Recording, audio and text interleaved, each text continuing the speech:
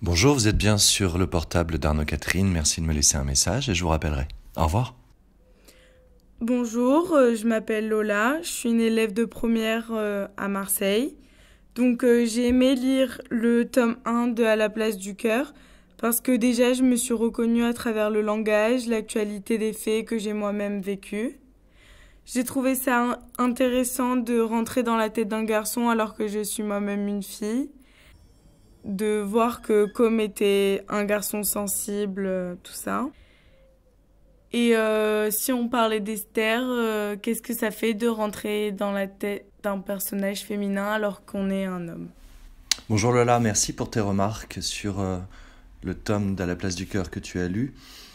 Écoute, ta question est intéressante parce que je m'aperçois avec l'expérience que me projeter dans la voix, la tête et le corps d'une fille alors que je suis un garçon, c'est un des plaisirs que je préfère en littérature.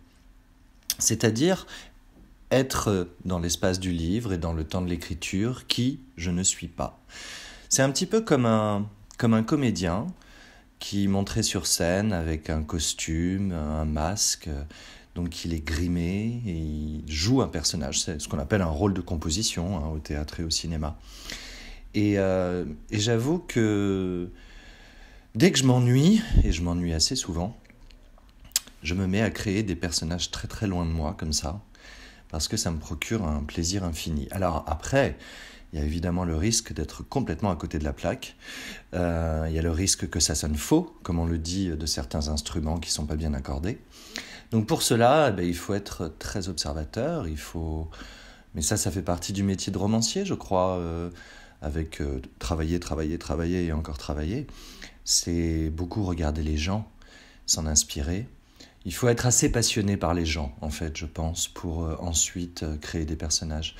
Donc voilà, toutes les filles que j'ai dans mon entourage, je les observe beaucoup, j'écoute ce qu'elles me racontent, et je pense que je me sers de tout ça pour essayer ensuite de créer des personnages féminins, dont Esther.